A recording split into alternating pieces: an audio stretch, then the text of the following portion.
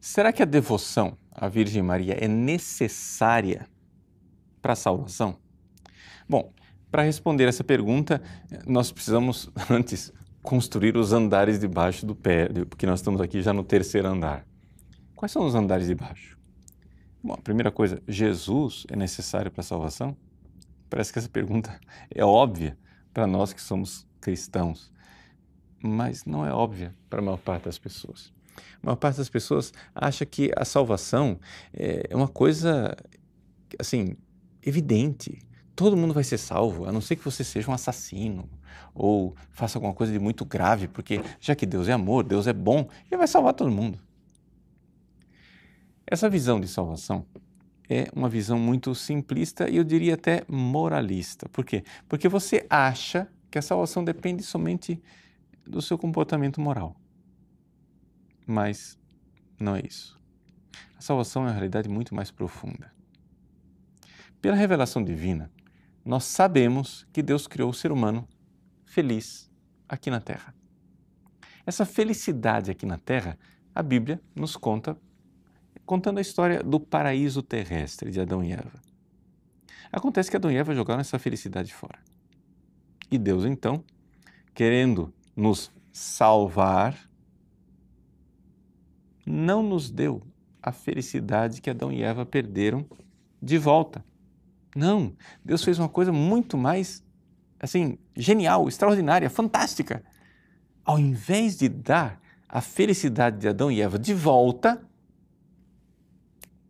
Deus nos deu a felicidade do próprio Deus. A salvação é isso.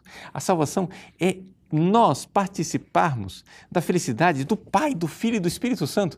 Mas não te vem uma sensação de dançar de alegria quando você sabe disso? Ou seja, aquilo que nós ganhamos com Jesus Cristo foi muito mais do que aquilo que Adão e Eva perderam. É aquilo que nós chamamos de divinização do ser humano. Não se assuste com a palavra, ela é da tradição da igreja de 2000 anos. O que quer dizer divinização? É aquilo que o próprio São Pedro nos diz no início da sua primeira carta: participar da natureza divina. Participarmos da felicidade de Deus. Como é que isso aconteceu? Isso aconteceu da seguinte maneira: uma pessoa da Trindade, a segunda pessoa da Santíssima Trindade, o Filho, o Verbo Eterno, que era verdadeiro Deus, igual ao Pai em tudo, se fez verdadeiro homem, igual a nós em tudo. Então nós temos aqui uma pessoa que é verdadeiro Deus igual ao Pai e verdadeiro homem igual a nós. Está feita a ponte. Agora, existe um homem, calma, não todos os homens, um único homem que participa da vida de Deus. O nome dele é Jesus Cristo. Por quê? Porque somente Ele pode olhar para o céu e dizer Pai, no sentido verdadeiro da palavra. Então, isso significa que não há salvação se não for através de Jesus Cristo. Essa afirmação aqui não é porque Deus acordou de mau humor e de repente chegou e disse: quer saber de uma coisa? Maomé não salva, Buda não salva, Confúcio não salva, eu vou tornar a vida deles difícil, só Jesus salva. Para a maior parte das pessoas, quando você diz que só Jesus salva, para eles é isso, ou seja, uma espécie de um exclusivismo, um monopólio. Por que só Jesus salva? Mas que injustiça. Não, gente, é que Buda não é Deus que se fez homem, Confúcio não é Deus que se fez homem, Maomé não é Deus que se fez homem e, portanto, quem é Deus que se fez homem? Jesus Cristo. Portanto, só Ele salva e Jesus é necessário para a salvação. Até aqui? Estamos juntos? Estamos de acordo? Problema. O problema é que Deus podia ter feito de outro jeito, mas Ele não fez de outro jeito. Deus, quando construiu essa ponte entre o céu e a terra, decidiu, por liberdade dele, que faria isso através de Maria. E aqui então vem o primeiro princípio colocado por São Luís, que Deus quis servir-se de Maria para a encarnação. É o que nós estamos aqui no tratado número 16. Veja, você pode espernear, pode dizer que não, mas é isto. Ele se serviu de Maria para a salvação. Bom, segundo princípio, que está aqui também no tratado número 22. Deus quer servir-se de Maria na santificação das almas. Por quê? Porque ele não muda de ideia, ele não muda de método, ele não se arrepende do que ele fez. Ou seja, para que a escada entrasse no mundo, ele usou uma porta, Maria. Pois bem, agora, na mesma escada, para voltar, no caminho de volta, você passa pela mesma porta, Maria. A escada é Jesus, o único mediador entre Deus e o homem, mas a porta que Deus usou é a Virgem Maria. Então, nós deduzimos com toda clareza que a devoção a Maria é necessária para a salvação. Aí vem o problema, a pergunta no qual a gente se embate. Padre, então quer dizer que os protestantes estão todos no inferno? A resposta, nós não sabemos. Calma. O que acontece é o seguinte. É claro e é evidente que se uma pessoa, sabendo que Deus quer nos salvar por Jesus Cristo, e sabendo que Deus faz o nosso acesso a Jesus Cristo por Maria, se essa pessoa sabe disso e rejeita isto, é evidente que essa pessoa está condenada porque está rejeitando explicitamente aquilo que é o projeto divino. A pergunta é se os protestantes sabem disso. Eu acho que não. Ou seja, vamos aqui colocar um problema. Outro dia eu estava conversando com um rapaz, que nem protestante era, se dizia ateu.